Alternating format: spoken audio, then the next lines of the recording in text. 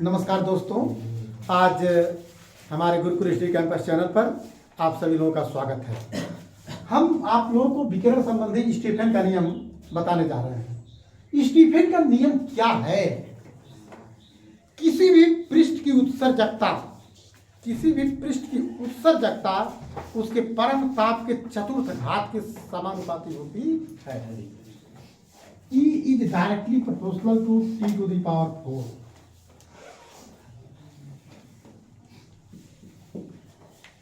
किसी भी पृष्ठ की उत्सर्जकता इमिसिविटी, किसी भी पृष्ठ की उत्सर्जकता उसके परम ताप के चतुर्थ घात के समानुपाती होती है। और इसको उत्सर्जकता क्या होती है? इस नियम को जानने से पहले उत्सर्जकता आपको हम लिखवा चुके हैं, या उत्सर्जन क्षमता। आप लोग जानते हो कि किसी पृष्ठ के प्रति एकांक क्षेत्रफल से प्रति सेकंड में उत्सर्जित विकिरण ऊर्जा की मात्रा को उस पृष्ठ की उत्सर्जन क्षमता या उत्सर्जकता कहते हैं। ये बात आप लोग जानते हैं ना? पीछे वाले वीडियो में हम बता चुके हैं उत्सर्जन क्षमता। तो ये जो नियम है विकिरण संबंधी स्टीफन का नियम, ये किरचॉफ, ये आपका कृष्णिका पे आधारित है, कृष्णिका के नियम पर आधारित है। किसी कृष्णिका के, ऐसे पूरा हम कह रहे हैं इसको, किसी कृष्णिका के नियम लिख रहे हैं। मेरे साथ आप लोग भी लिखते चलिए। किरण काम है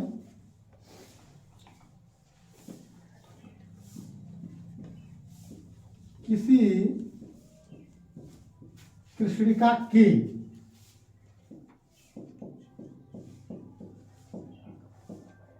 प्रति एकांक क्षेत्रफल से प्रति सेकेंड उत्सर्जित होने वाली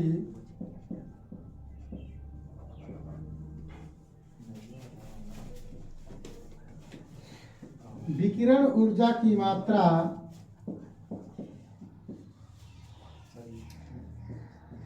उसके परम ताप के चतुर्थ घात के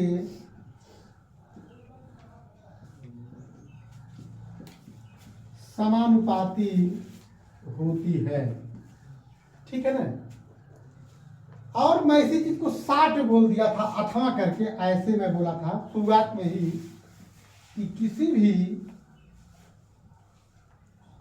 पृष्ठ की उत्सर्जकता उसके परम ताप के चतुर्थ घात के समानुपाती होती है। ये बात मैं बोला हूं। अब बताओ, ऊपर वाला अच्छा है नीचे वाला अच्छा है? कौन सा अच्छा लग रहा है? रेड वाला। दोनों बातें सेम हैं। थोड़ा सा इसी चीज को इसमें बढ़ा चढ़ा, इसमें एकदम पूर्ण रूप से कर दिए। इसमें थोड़ा 60 में लिखे हैं कि किसी भी पृष्ठ की उत्सर्जकता उसके परम ताप के चतुर्थ घात की समानुपाती होती है। ई समानुपाती T to the power 4। ठीक है ना? देखिए, ई समानुपाती T to the power 4। अच्छा, समानुपाती हटा क्या लगता है? नियतांक। E equal to sigma T to the power 4, जहां सिग्मा एक नियतांक है जिसे हम स्टीफन नियतांक कहते हैं। है सिग्मा को क्या बोलेंगे? स्टीफन नियतांक। स्टीफन नियतांक कहते हैं। ठीक है ना? इसका मान कितना होता है? 5.67 मान 5.67 गुणे 10⁸ जूल प्रति मीटर स्क्वायर सेकेंड, जूल प्रति metre square second into kelvin to the power 4, ये इसका मात्रक होता है। जूल प्रति metre square second kelvin to the power 4 होता है। जानते हैं कैसे होता है, लिख के पूरा क्लियर कर रहा है, इरेज कर रहे हैं।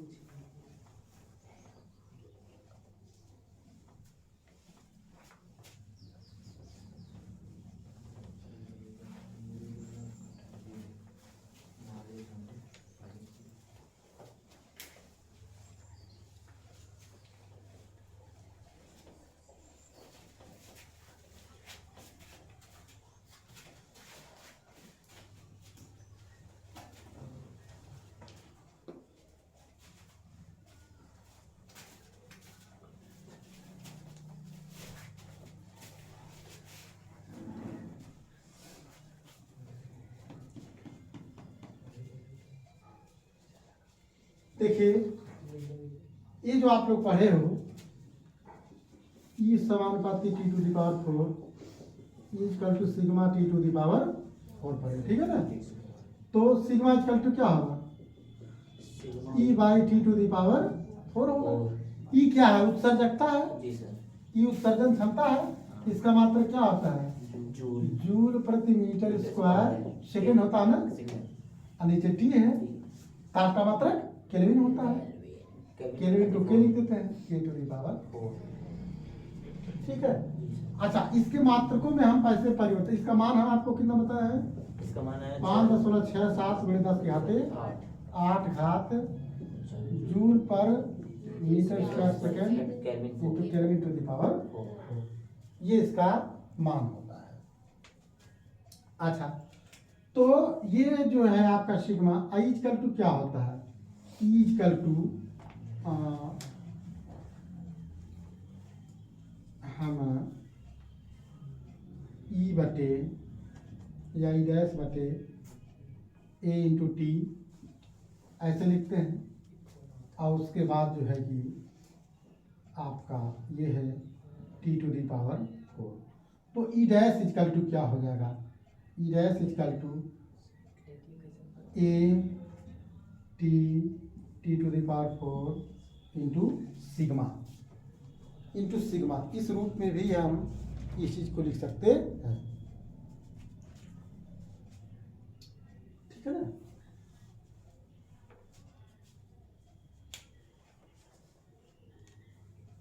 इसको नोट कर लीजिए।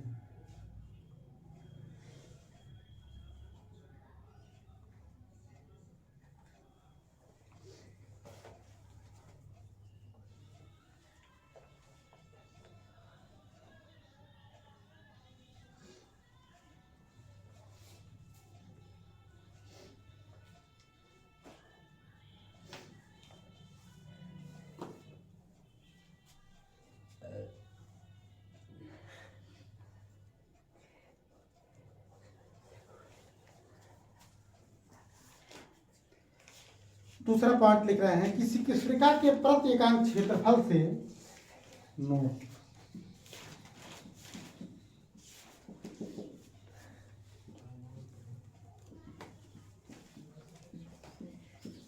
किसी कृष्णिका के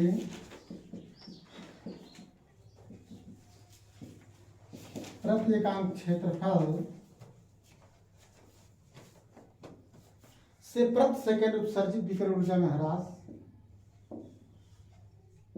प्रति सेकंड उत्सर्जित विकिरण ऊर्जा में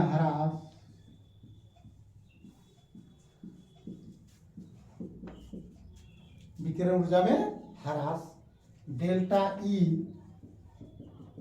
equal to sigma T1 to the power 4 minus T2 to the power 4, इस पे भी न्यूमेरिकल आप लोग लगा लेते हो, ठीक है ना। जहां T1 is greater than T2, where T1 is greater than T2। अब कौन कौन सी चीजें क्या है? T1 है कृष्णिका का ताप, T1 इज इम्प्लाइज दैट कृष्णिका का ताप है। T2 क्या है? उस माध्यम का ताप जिसमें कृष्णिका रखी गई है, उस माध्यम का ताप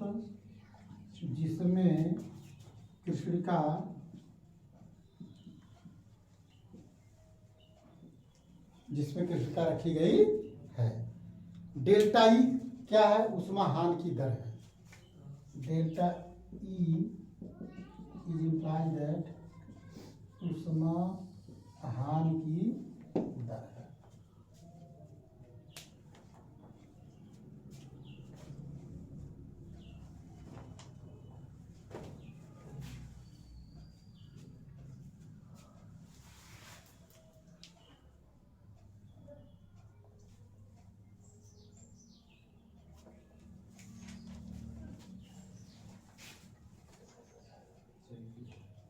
हो गया? अब इसके बाद आप लोग को बताएंगे न्यूटन का शीतलन नियम।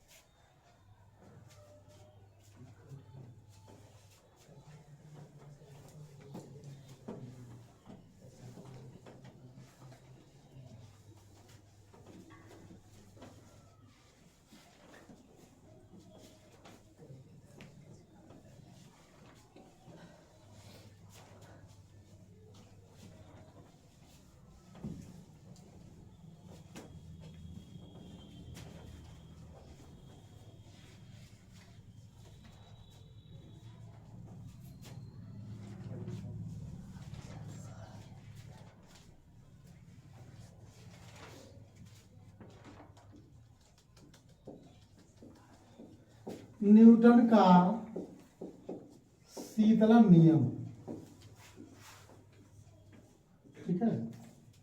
देखिए न्यूटन कितना जगह काम किए हैं, आप लोग बार बार न्यूटन का नाम पा जा रहे हैं, है ना। मैक्सिमम चैप्टरों में आप लोग न्यूटन का नाम पा रहे हो। न्यूटन का शीतलन नियम, न्यूटन कूलेंट लॉ,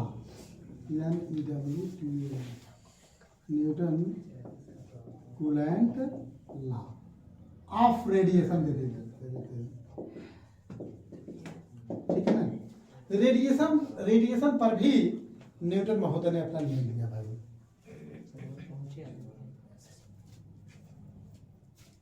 न्यूटन का शीतलन नियम क्या चीज है कि विकिरण द्वारा किसी विलयन के ठंडे होने की दर उसके वातावरण के तापांतर के समानुपाती होती है।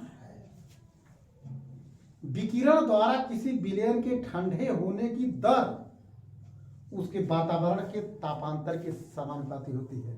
अच्छा आप लोग बताइए, चाय पीते हैं नहीं? आप लोग चाय पीते हैं ना?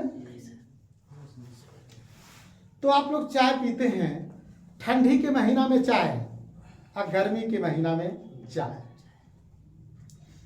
बना करके रखा जाए तो ठंडी में मतलब चाय पहले ठंडा होगा कि गर्मी में पहले होगा? ठंडी के समय में। ठंडी के समय में चाय बना करके, चलो ठंडी के समय में अगर हम चाय बना करके रख दे पीने के लिए तो जितनी ही ज़्यादा ठंडी पड़ती है उतना ही ज़्यादा देखते हो चाय में से भाप निकलता है। चाय में से भाप निकलता है और चाय की गर्मी कहाँ चली जाती है? वातावरण में चली जाती है। तो चाय क्या हो जाता है? ठंडा हो जाता है, क्योंकि ठंडी के महीना में वातावरण क्या है? बहुत ठंडा है।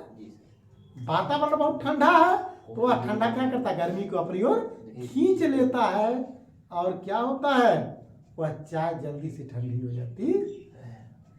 यानी कि जितना ही टेम्परेचर कम होगा ऊष्माहान की दर उतना ही ज्यादा होगी। ऊष्माहान की दर यानी टेम्परेचर जितना ही कम ऊष्माहान की दर क्या है? उतना ही ज्यादा होने लगी, ठीक है ना। उतना ही ज्यादा मात्रा में ऊष्मा का नुकसान हो रहा है। हो रहा नहीं हो रहा है भाई? चाय है ठंडी के महीना में रखते रहे हैं, जो ही बना के लाते हैं तुरंत आप लोग पीना शुरू कर देते हैं, ठीक। उससे भाप निकलता है। अच्छा, आप बताओ। और आप लोग अरे तो देखो, इस तरीके से मैं ये बोल रहा हूं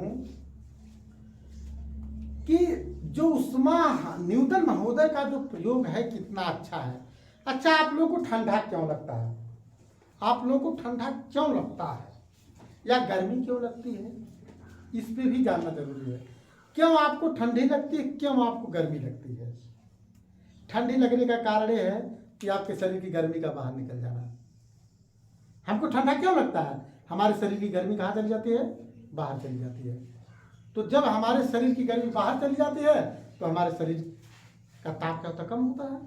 और जब ताप कम हो जाता है हमको क्या लगने लगता है? ठंडा लगने लगता है। तो मतलब ये है, मेरी बातों का यहाँ मेन तात्पर्य ये है कि उष्मा का जो स्थानांतरण है यह उच्च ताप वाली वस्तु से निम्न ताप वाली वस्तु की ओर होता है। यानी कि पानी का भी टेम्परेचर 4 डिग्री सेंटीग्रेड होता है। 4 डिग्री सेंटीग्रेड पर क्या होता है? पानी होता हो। पानी का भी तो टेम्परेचर है, और जब बर्फ होगा तो 0 डिग्री हो जाएगा। तो इस चीज को जो है कि गर्मी को ठंडा वातावरण एब्जॉर्ब करता है। तो चूंकि ठंडी के महीने में वातावरण विशेष ठंडा हो जाता है। अच्छा, अब गर्मी में क्या है भाई? आपको गर्मी कब बहुत ज्यादा लगने लगेगी, इस बात को आप लोग जानिए। आपके बॉडी का टेम्परेचर, आपके बॉडी का, जब लाइट लेते हो वहां से, आपके बॉडी का टेम्परेचर 37 डिग्री सेंटीग्रेड है ना? मैक्सिमम 36-37 डिग्री सेंटीग्रेड है। उससे ज़्यादा हो जाएगा बुखार हो जाएगा। हाँ, टेम्परेचर उससे ज़्यादा हो जाएगा तो आपको बुखार हो जाएगा। उस चीज़ को आप इक्विवेलेंट करते हैं तो आपका बुखार सही हो जाता है। तो मैंने ठंडा तो बता दिया, ठंडा क्यों लगता है? क्योंकि आपके शरीर की गर्मी का बाहर निकल जाना है। बहुत ठंडी पड़ती है, मेरे मुख से जब भाप निकलने लगती है, यानी गर्मी बाहर जाती है, उसको वातावरण क्या करता है? एब्जॉर्ब करता है। गर्मी के महीने में अगर वातावरण का ताप 40 डिग्री सेंटीग्रेड हो जाए, आप लोग देखते नहीं देखते हो, जहाँ बहुत ज़्यादा गर्मी पड़ती है वहाँ का टेम्परेचर 40, 42, 43 तक चला जाता है। ठीक है, आपके शरीर का टेम्परेचर कितना है? 37 डिग्री है। तो आपका कम है ना? जब कम है तो इसको आप एब्जॉर्ब करोगे नहीं करोगे? हाँ, कम ताप वाला इसको एब्जॉर्ब करेगा। तो जब एब्जॉर्ब करेंगे तो आप गर्मी बढ़ेगी, गर्मी आपकी बढ़ने लगेगी।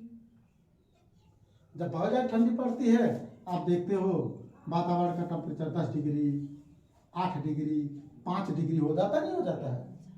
टेम्परेचर 5 डिग्री हो जाता, बहुत गलने लगता है। और उधर तो बर्फीले स्थान पे 0 ही रहता है, नेगेटिव में भी चला जाता है, जहाँ पूरा का पूरा बर्फ ही रहता है।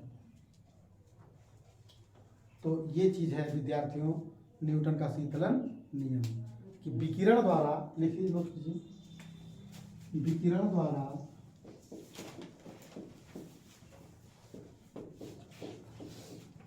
किसी विलयन, अब विलयन में चाहे हमने लिखे हैं, विकिरण द्वारा किसी विलयन के ठंडे होने की दर उसके वातावरण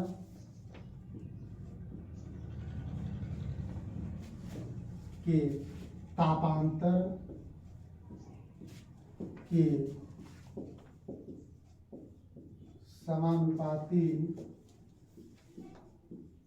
होती है। उसके वातावरण के तापांतर के समानुपाती होती है, अर्थात उष्माहान की दर समानुपाती तापांतर।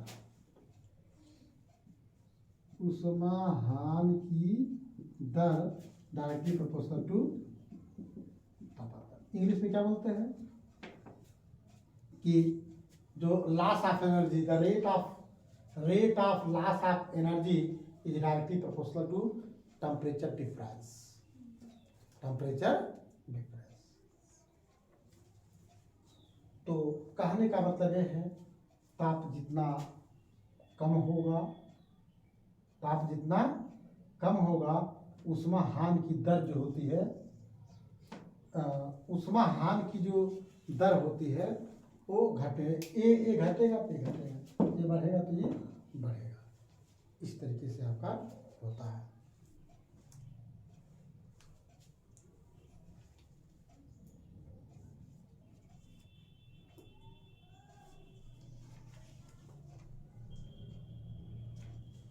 अब है बीन का विस्थापन नियम, विकिरण से ही रिलेटेड है। विकिरण संबंधी बहुत इंपॉर्टेंट, हर साल एग्जाम में आता है। विकिरण संबंधी बीन का विस्थापन नियम।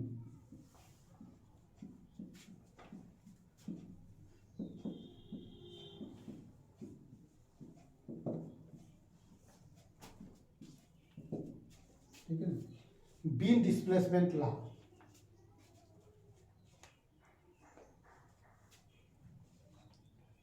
देखिए भाई, बीन का विस्थापन नियम क्या है, एक नंबर के एग्जामिनेशन में आता है। Lambda m into T equal to constant. Lambda m into T equal to constant. विकिरण बीन का विस्थापन नियम है। इसका मतलब क्या होता भाई, इसको आप ऐसे भी कर सकते हो, lambda m is directly proportional to 1/T। ठीक है ना, यानी कि जो बीन का विस्थापन नियम है आपका,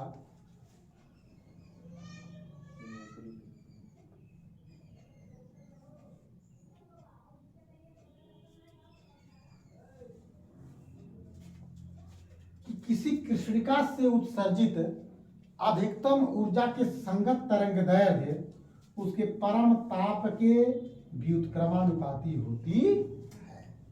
इसका भी बहुत अर्थ निकला है। लेमडा एम क्या है, लेमडा तरंगदैर्घ्य है, वेवलेंथ है, और एम का मतलब मैक्सिमम है। किसी कृष्णिका से उत्सर्जित अधिकतम तरंगदैर्घ्य, देखिए लिखते हैं, किसी कृष्णिका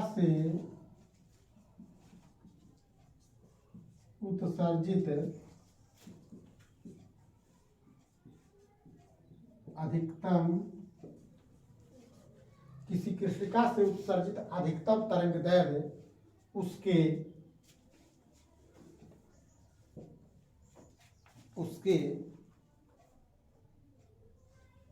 परम ताप के व्युत्क्रमानुपाती होती है।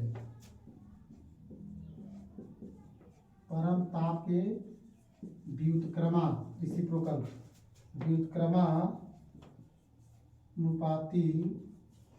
होती है।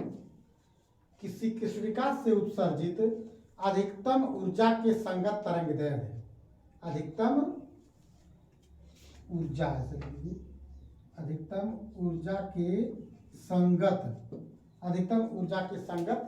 तरंगदैर्घ्य उसके परम ताप के व्युत्क्रमानुपाती होती है। मतलब क्या है, तो अभी जो लेमडा आपका है इसको आप क्या कर सकते हो, मल्टीप्लाई कर lambda m into T equal to B, जहां बी एक नियतांक है, where B is constant and is known as Wien constant.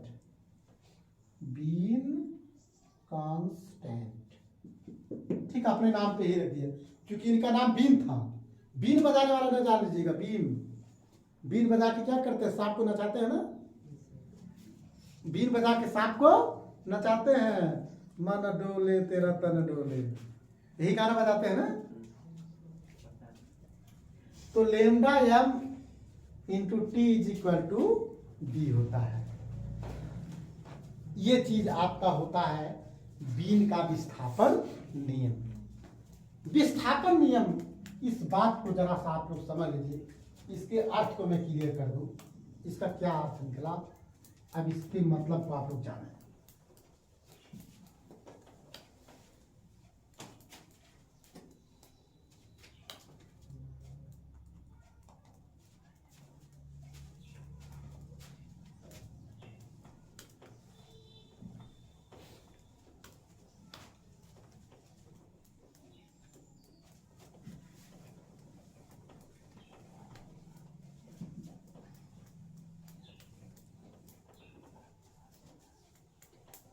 देखिए भाई, क्या मतलब है, इस बात का क्या अर्थ निकला, आप लोग देखें।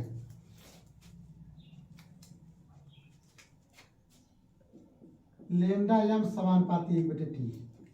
When the temperature of the body is increased, then maximum wavelength of the body is what? Decrease, right? When the temperature of the perfectly black body is decreased, then the maximum wavelength is increased, because this is the inversely proportional. If one quantity is increased, then other quantity is decreased. And if now, when the maximum wavelength of the perfectly black body is decreased, then temperature is increased, because this is the inversely proportional. अच्छा, मतलब ये है, ये जो आप लोग पढ़े विबज्योर, BIBGYOR, सूर्य के प्रकाश में कितना रंग होता है? 7 रंग होता है, बैगनी पीला। तो ये बताइए, इसमें सबसे ज्यादा आवृत्ति किसकी है? बैगनी रंग की। बैगनी की आवृत्ति, वायलेट की आवृत्ति क्या है? सबसे अधिक होती है। और लाल रंग की आवृत्ति क्या होती है? सबसे कम होती है। तो लाल रंग का तरंग दैर्ध्य क्या होता है? सबसे अधिक होता है। लाल रंग का तरंग दैर्ध्य सबसे अधिक होता है, और बैगनी रंग का तरंग दैर्ध्य क्या होता है? सबसे कम होता है। तो इसी क्रम में होता है, सबसे ज्यादा जो है कि तरंग दैर्ध्य लाल रंग का होता है, उसके बाद ऑरेंज का, उसके बाद येलो का, उसके बाद ग्रीन का, उसके बाद ब्लू का, उसके बाद इंडिगो का, उसके बाद वायलेट का होगा। तो मतलब ये है कि लाल रंग का तरंग दैर्ध्य ज्यादा होता है। चंदन, लाल रंग का तरंग दैर्ध्य क्या होता है? चेहरे में करके और पीछे ऊपर। अब देखो, फिजिक्स है, इसका नाम जानते हैं ना, सावधानी हटी दुर्घटना घटी। गाड़ी चलाते हो ना, सटराते गैला बेटा। मतलब ये है कि आपका ध्यान एकदम सामने होना चाहिए। अब गाड़ी में आप सटा के चलाएंगे, मोटरसाइकिल आगे के ट्रक चल रहा है, अब पीछे आप बाइक सटा होता तो मरला ब्रेक हाथ से और तू गैला खाट से, लड़ जाओगे नहीं लड़ जाओगे। इसलिए दूरी बना करके रहिए, दूरी बना करके रहिए।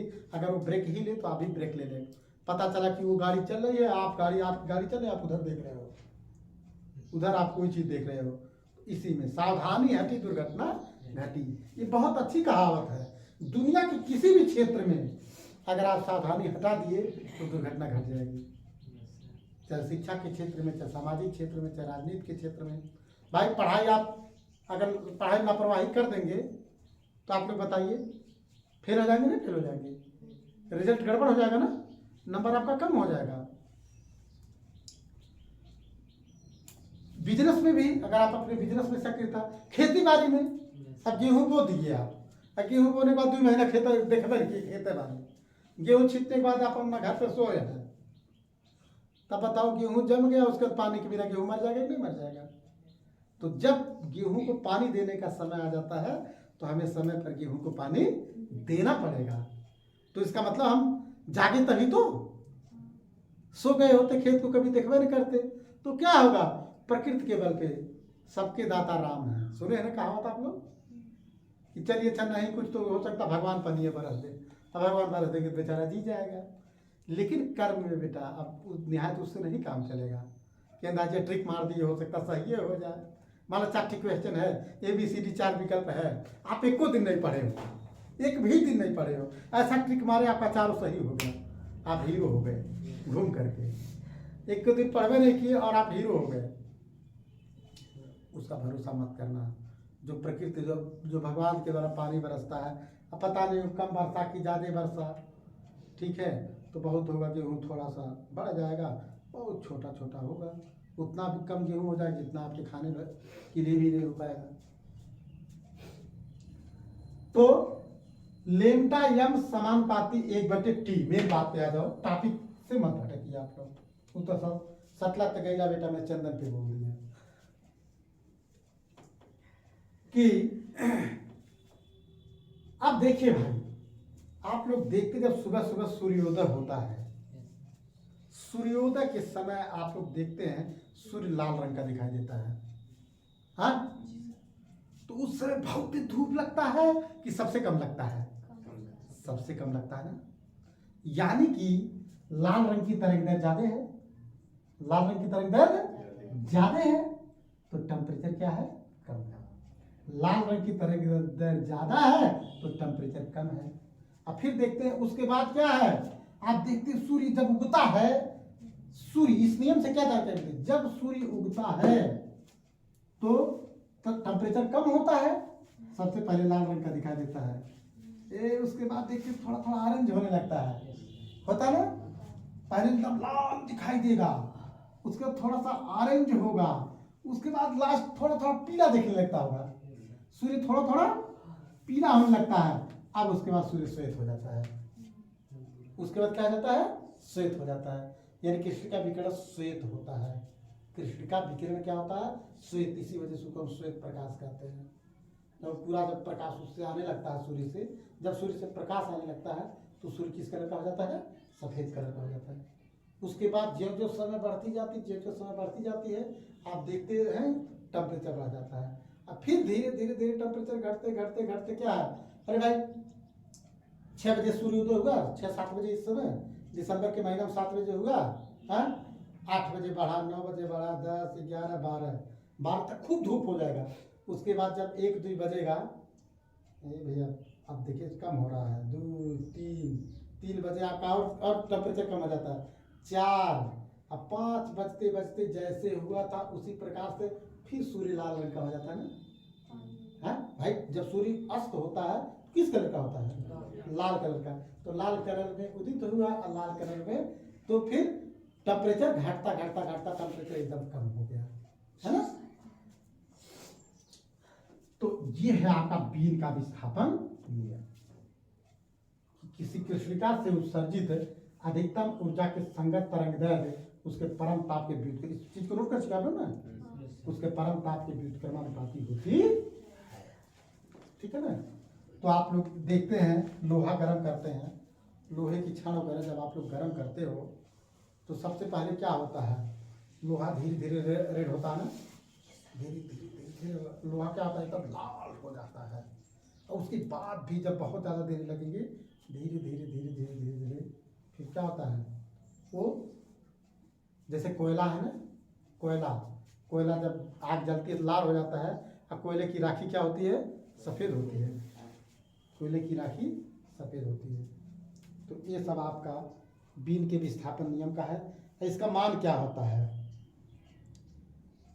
0.28 बी का मान, बी क्या, बी नियतांक है, बी का मान क्या होता है? 0. इसका वैल्यू पूछ लेता है 2898, 2898 भी लिख सकता है, 2898 गुणे 10 की घाते -2 मीटर केल्विन, 10 के घाते -2 मीटर केल्विन एम के, ठीक है ना।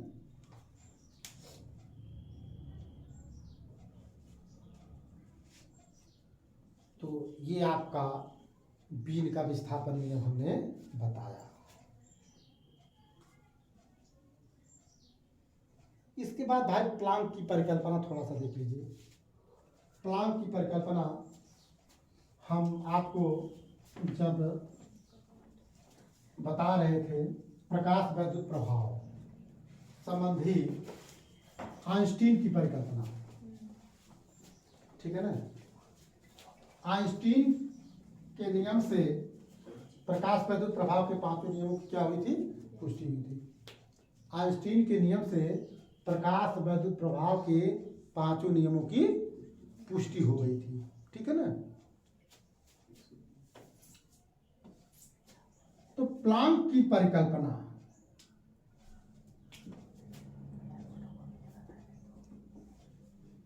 प्लांक की बहुत इंपॉर्टेंट भाई, हमको छींक आगे जाने लीजिए।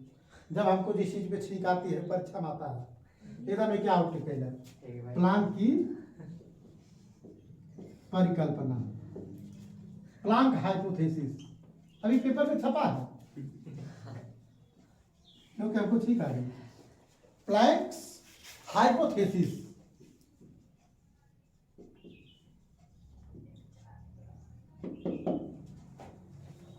प्लांक की परिकल्पना।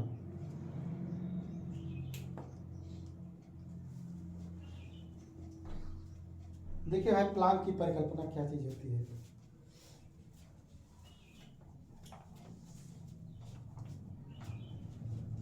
आप लोग जानते हो, प्रकाश यानी इस परिकल्पना के अनुसार प्रकाश ऊर्जा के छोटे छोटे पैकेटों या बंडलों के रूप में चलता है। प्लांक के क्वांटम सिद्धांत के अनुसार, प्लांक के क्वांटम सिद्धांत के अनुसार प्रकाश ऊर्जा के छोटे छोटे पैकेटों या बंडलों के रूप में चलता है, जिसे हम क्या कहते हैं, फोटॉन कहते हैं। देखिए भाई, प्रकाश इस तरीके से चलता है।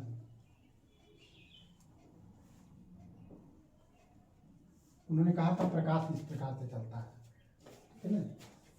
छोटे छोटे पैकेट या बंडल, देखो पैकेट दिख रहा है कि नहीं दिख रहा है, यही बात वो महोदय कह रहे थे। प्रकाश जो होता है छोटे छोटे पैकेटों या बंडलों के रूप में चलता है, इसे हम क्या कहते हैं, फोटॉन कहते हैं। अब प्रत्येक फोटॉन की ऊर्जा प्लांक के क्वांटम सिद्धांत के अनुसार प्रत्येक फोटॉन की ऊर्जा इक्वल टू क्या होती है, hν होती है।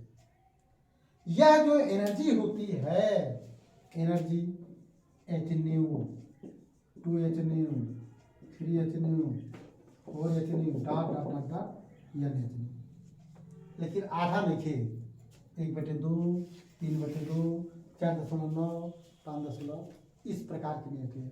ये जो एनर्जी होती है, जो फोटॉन की ऊर्जा होती है, ये पूरा पूरा क्या होती है, खड़ा खड़ा होती है। क्या होती है, खड़ा खड़ा होती है, फोड़ करके नहीं।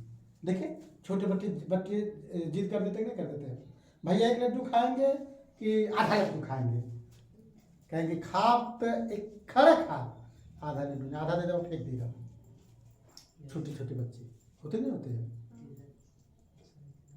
यानी या तो 1 लड्डू खाएंगे, आप बताओ 1 लड्डू खाएंगे कि 1.5 लड्डू खाएंगे, कहेंगे ना बाबू दे तो 2 ही दे, लेकिन 1.5 लड्डू हमको नहीं चाहिए, चाहिए तो हमको 2 लड्डू, 3, या तो एक लड्डू, 2 लड्डू, 3 लड्डू, 4 लड्डू, 5 लड्डू, या 1 रसमलाई, 2 रसमलाई, 3 रसमलाई, 4 रसमलाई, डा डा डा डा 11 रसमलाई, ठीक है। लेकिन 1.2 रसमलाई, 3.4 रसमलाई, 5/6 रसमलाई हमको नहीं चाहिए। इसी को हम क्या कहते हैं, जो एनर्जी होती है, कि क्या होती है, इंटीग्रल मल्टीपल होती है। इंटीग्रल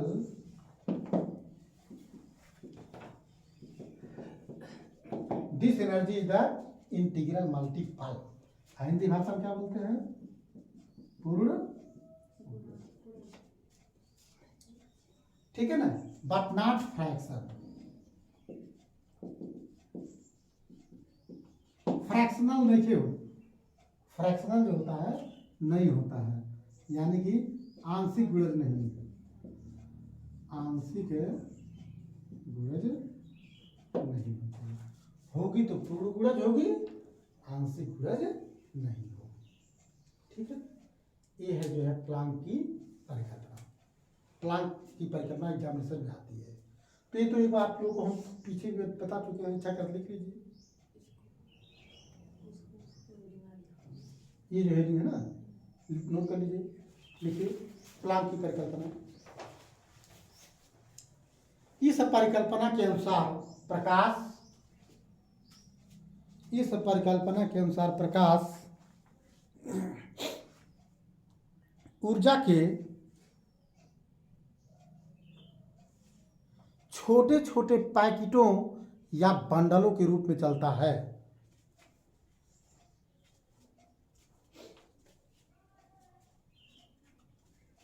पैकेटों या बंडलों के रूप में चलता है, जिसे फोटॉन कहते हैं।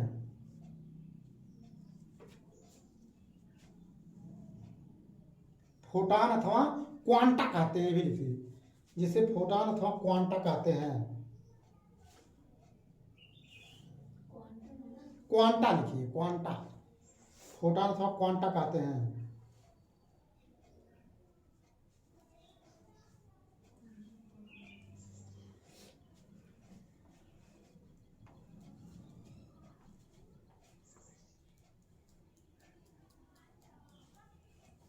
प्रत्येक फोटॉन की ऊर्जा, प्रत्येक फोटॉन की ऊर्जा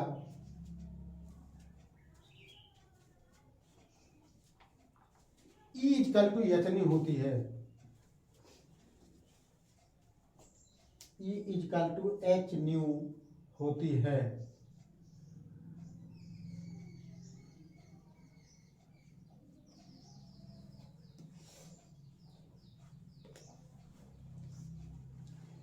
यह ऊर्जा hν, 2hν, 3hν, 4hν,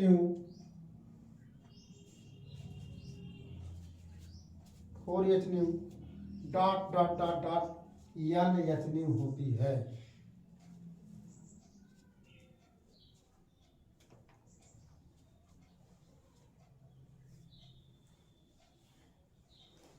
अर्थात पूर्ण गुणज होती है, आंशिक गुणज नहीं। पूर्ण गुणज होती है, आंशिक गुणज नहीं।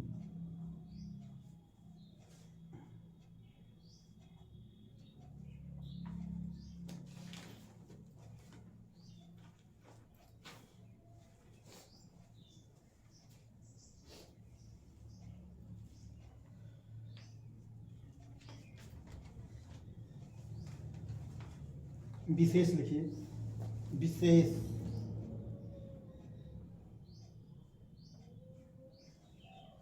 प्लांक ने अपनी इस परिकल्पना के आधार पर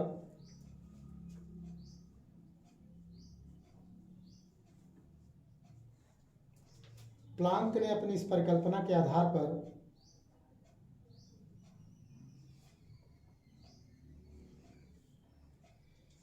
कृष्णिका विकिरण में ऊर्जा के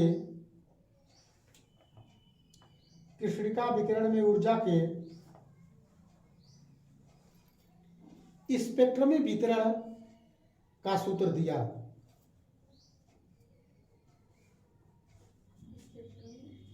वितरण का सूत्र दिया।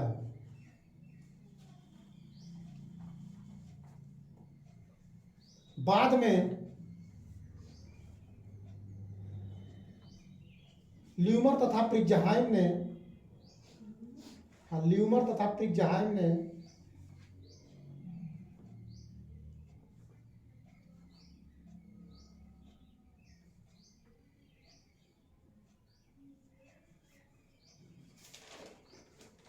ई लेम्डा और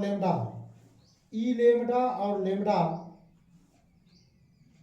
वक्रों को पूरी तरह अनुरूप पाया।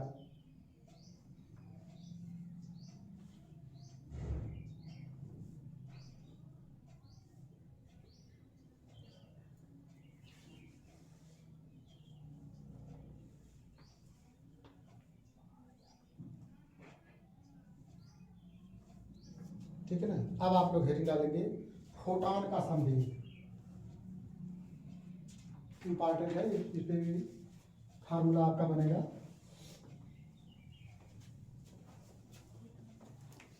फोटॉन का संवेग।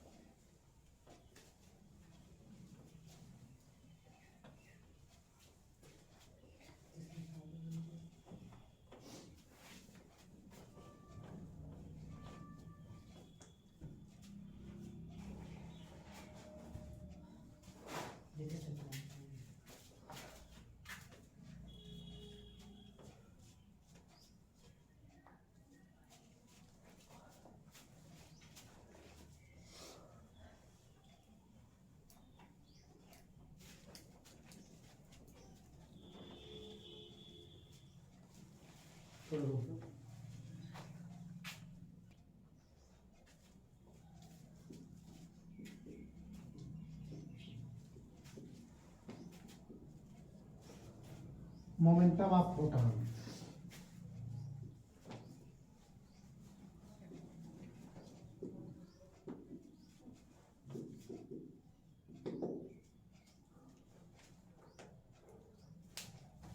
फोटॉन का संवेग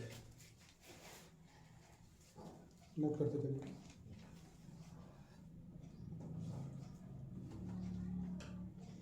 प्लांक की परिकल्पना के अनुसार, प्लांक की परिकल्पना के अनुसार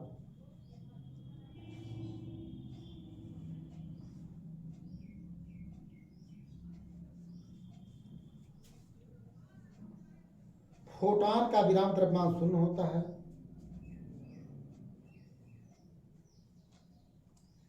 फोटॉन का विराम द्रव्यमान शून्य होता है। रेस्ट मास, परंतु इसका गतिक द्रव्यमान शून्य नहीं होता है। परंतु इसका गतिक द्रव्यमान शून्य नहीं होता है।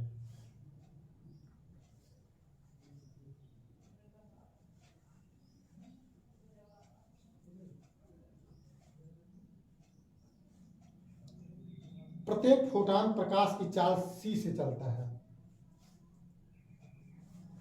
प्रत्येक फोटॉन प्रकाश की चाल c से चलता है।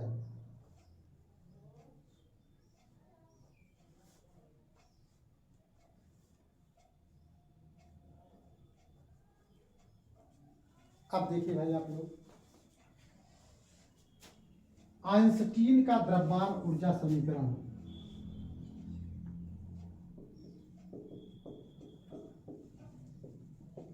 आइंस्टीन का द्रव्यमान ऊर्जा समीकरण, ठीक है ना। Einstein mass energy relation, English में क्या बोलते हैं? Einstein mass energy relation. क्या है, किसी को याद है?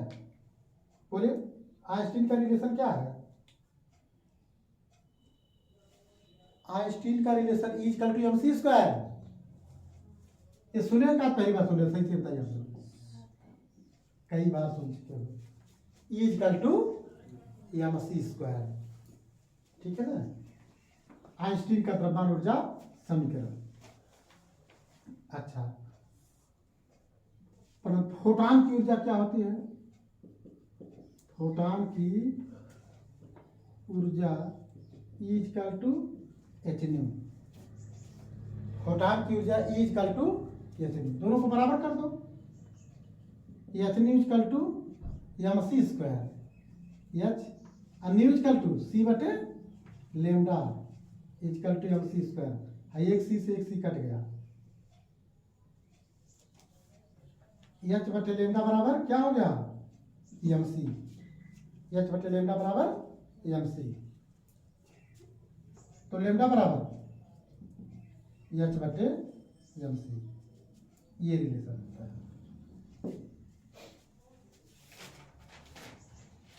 Lambda equal to h by mc। अच्छा, अब बताओ संवेग बराबर क्या होता है?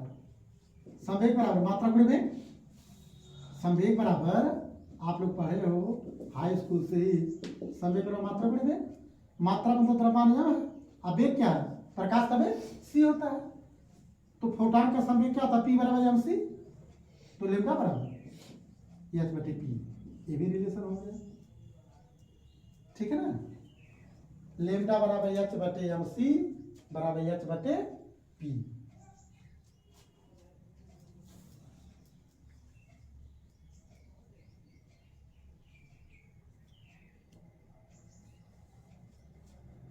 और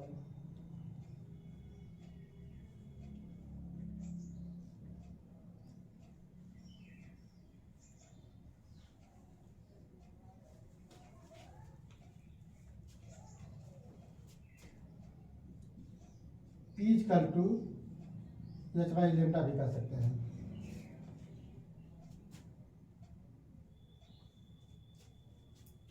P equal to h by lambda.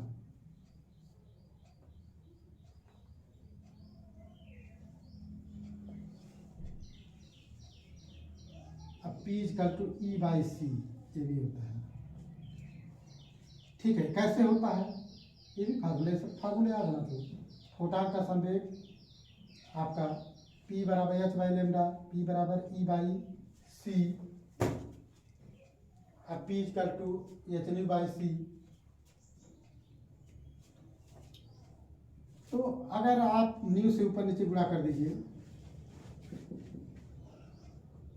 H nu by lambda new, H new का मतलब क्या ई होता है, ई होता है ना, एच न्यू का मतलब ई होता है, और लेमडा न्यू बराबर सी बटे लेमडा, लेमडा लेमडा कट गया, ई बाई सी। इस वजह से मैंने डायरेक्ट ऐसा रख दिया था। ये सब फार्मूला जो है कि इसमें न्यूमेरिकल आते हैं, इन फार्मूले पे आधारित क्या होते हैं, न्यूमेरिकल आते हैं।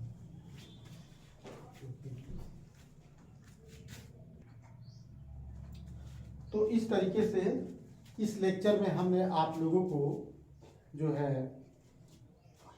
विकिरण संबंधी स्टीफन का नियम बताया, बीन का नियम बताया और इन सभी चीज़ों को बताया। तो वीडियो को खूब ध्यान से पढ़िएगा, लाइक सब्सक्राइब कीजिएगा। हमें आशा नहीं बल्कि पूर्ण विश्वास है कि जरूर आप लोगों को समझ में आएगा। बहुत बहुत धन्यवाद।